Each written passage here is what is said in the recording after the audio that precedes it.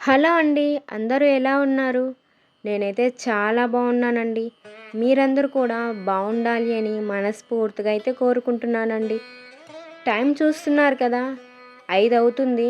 తెల్లవారుజామున 5 గంటల నుంచి శ్రావణ మాసం రెండవ రోజు సింపుల్ పూజా విధానం, అదేవిధంగా మంగళ గౌరి పూజ సింపుల్గా ఎలా చేసుకున్నాను, నాకు తెలిసినంతలో నేను ఎలా చేసుకున్నాను అనేది మీరే చూడండి.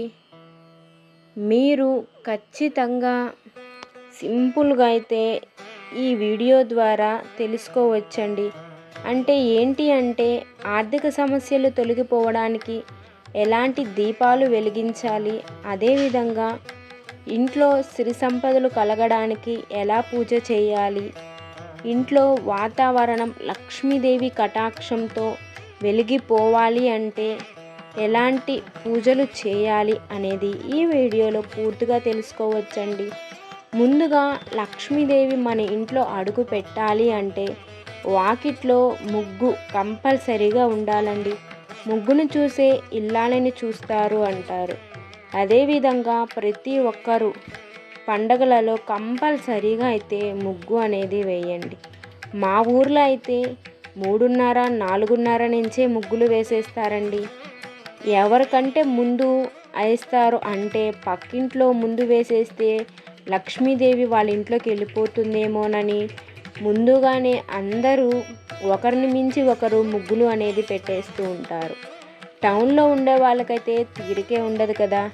అదేవిధంగా ఇలా నేను అందంగా ముగ్గును వేసుకున్న తర్వాత వేప మండలను వించుకోవడానికి అయితే వెళ్ళానండి. వేప మండలను విరిచిన తర్వాత గడప ముందు అయితే పెట్టాను. అమ్మవారికి వేప మండలు అంటే చాలా ఇష్టం. వేప చెట్లను కూడా అమ్మవారుగా భావిస్తూ పూజలు చేస్తూ ఉంటారు. అదేవిధంగా ఈరోజు అయితే మంగళగౌరి పూజ శ్రావణ మాసంలో రెండవ రోజు కాబట్టి నేను ఈ విధంగా అయితే పూజ చేసుకున్నానండి. ఇలా వేప మండలను వాకిట్లో గడపలో అనేది గూర్చిన తర్వాత తులసాకు చెట్లు మా బిల్డింగ్ పక్కనే ఉందండి, మా ఇంటి పక్కనే. ఆ ఆకులన్నిటినీ కూడా మాలగా తయారు చేద్దాము అని ఆకులన్నీ కూడా ఇరుచుకున్నానండి. ఆ తర్వాత శుభ్రంగా కడుక్కొని మాల అనేది తయారు చేసుకోవాలి. ఈ మంగళగౌరి పూజ చేసుకున్నా చేసుకోకపోయినా లక్ష్మీదేవికి తులసి మాల వేయటం వల్ల మనకు ఉన్న సమస్యలు అన్నీ తొలగిపోతాయి. ఆర్థికపరమైన ఇబ్బందులు, ఇంట్లో చికాకులు, గొడవలు ఉన్నా కూడా తగ్గుముఖం పడతాయండి. తులసి అంటే ఎవరికి ఇష్టం ఉండదు చెప్పండి. అమ్మవారిని ప్రత్యేకంగా మనం ఇంట్లో పూజిస్తూ ఉంటాం. తులసి చెట్టుని పూజిస్తూ ఉంటాం. తులసి మాలలు కూడా బయట అమ్ముతూ ఉంటారు. తులసి మాలను మనమే కోసి అల్లి అమ్మవారికి పెట్టినట్లయితే ఖచ్చితంగా మన సమస్యలు, మన కోరికలు తీరుతాయండి. అదేవిధంగా కలబంద, వేరుతో ఉన్న కలబందను తీసుకొని శుభ్రంగా కడిగి పసుపు కుంకుమ పెట్టి వాకిట్లో ముందు కట్టడం ద్వారా దిష్టి సమస్యలు తొలగిపోతాయి. నరదిష్టి, గోష్ట అనేది మనం ఇంటి మీద ఉన్నా కూడా ఇట్టే తొలగిపోతుందండి. అదేవిధంగా ఈ పండగ సమయాలలో కట్టడం వల్ల ఇంకా శక్తివంతంగా పనిచేస్తుంది. అందుకోసమే నేను మా ఇంటి పక్కన ఉన్న వేరు కలబందని తీసుకొని కట్టాను. ఇప్పుడైతే తులసి ఆకులను తీసుకొని శుభ్రంగా కడిగి లక్ష్మీదేవికి మాల తయారు చేస్తున్నాను. మన చేతులతో మనం అల్లి అమ్మవారికి పెడితే చాలండి, దండలా వేస్తే చాలు, మనకు మనసు ఎంతో ప్రశాంతంగా అనిపిస్తుంది. మన సమస్యలన్నీ తీరిపోయాయి అనిపిస్తాయి. చూస్తున్నారు కదా, ఫాస్ట్గా అయితే వీడియో అనేది పెట్టానండి. చాలా స్లోగా అయితే కట్టాను. అల్లడం రాని వాళ్ళు కూడా చాలా సింపుల్గా అయితే అల్లేయవచ్చు. ఇలా పూర్తిగా అల్లిన తర్వాత నేను పటాలను శుభ్రం చేసుకొని రోజా పూలతో అలంకరించుకొని లక్ష్మీదేవికి నేను మాల అనేది వేశానండి. నాకు లక్ష్మీదేవి పటం విడిగా లేదు. వెంకటేశ్వర్ల స్వామి, వినాయకుడు, లక్ష్మీదేవి పటం అయితే ఉందండి. పెద్ద పటం చూస్తున్నారు కదా, అక్కడే అయితే లక్ష్మీదేవికి పైన తులసి మాల వేసి ఆ తర్వాత సింపుల్గా దీపారాధన అనేది చేసుకుంటున్నానండి. మంగళగౌరి వ్రతానికి అంటే మంగళగౌరి పూజకు కలశం పెట్టాలి, నిత్యం కూడా దీపారాధన వెలిగిస్తూ ఉండాలి, కలిసి ఉండాలి అని చాలామంది చెప్తూ ఉంటారు. పిల్లలు ఉన్నవారు, అదేవిధంగా ఆరోగ్య సమస్యలు ఉన్నవారు అందరూ కూడా చేయలేరు కాబట్టి ఇలా సింపుల్గా అయితే మంగళగౌరి పూజ చేసుకోవచ్చు.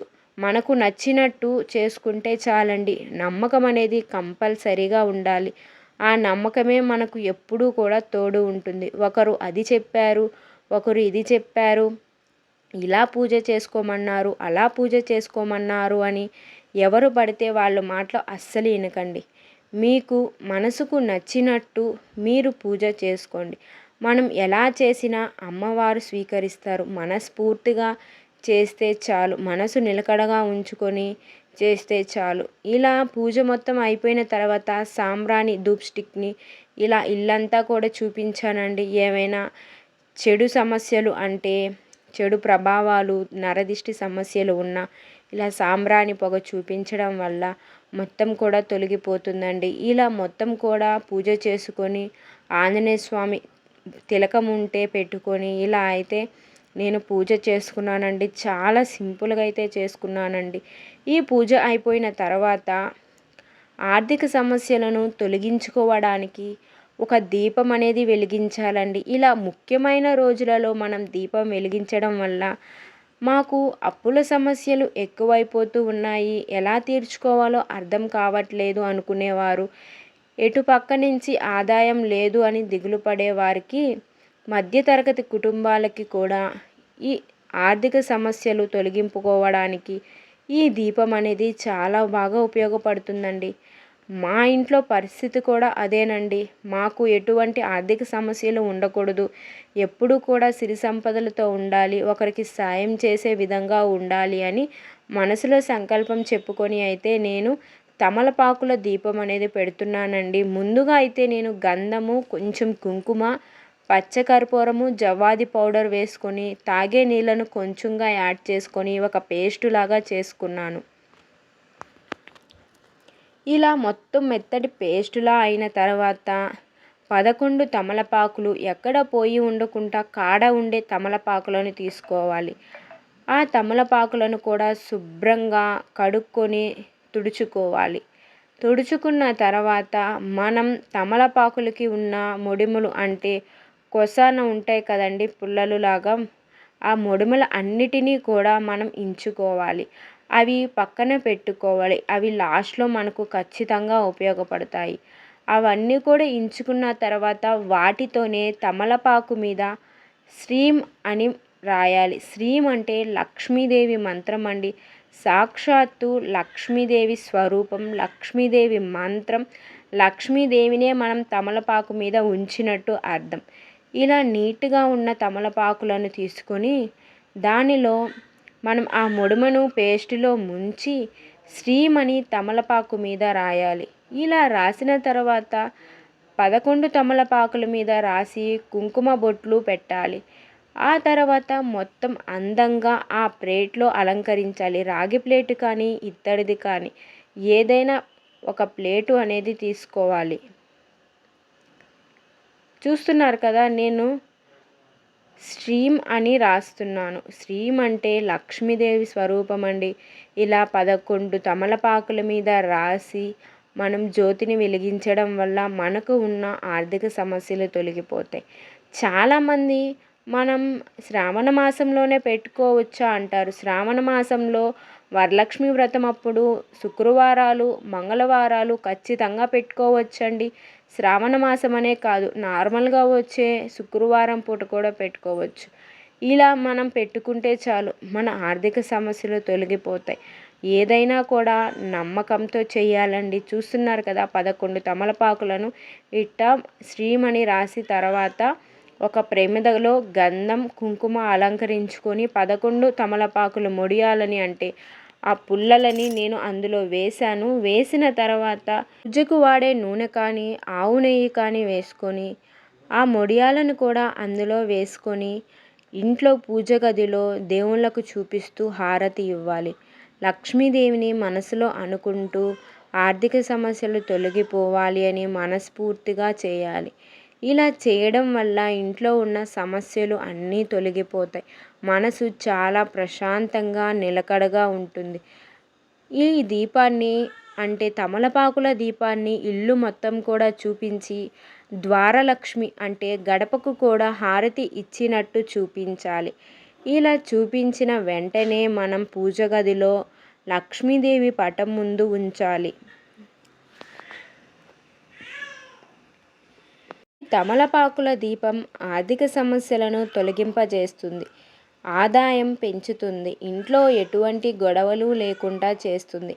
ఇలాంటి ముఖ్యమైన పండుగలలో ఇంకా చేయడం వల్ల ఎక్కువ శక్తి అనేది ఉంటుంది. నెక్స్ట్ ప్రాసెస్ అంతా మీరే చూడండి.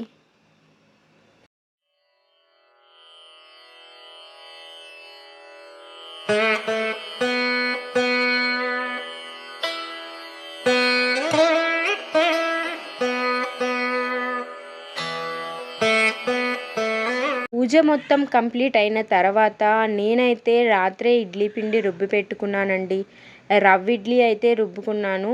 ఆ తర్వాత హెల్తీగా ఉండడానికైతే ఈ విధంగా క్యారెట్ని తురిమి ఇడ్లీ పెట్టుకున్నాను. తర్వాత నేను కారం అదేవిధంగా జావ, వడ అనేది వేశానండి. 8 లోపల నాకు పూజ పూర్తయిపోయింది. టిఫిన్స్ కూడా పూర్తయిపోయాయండి.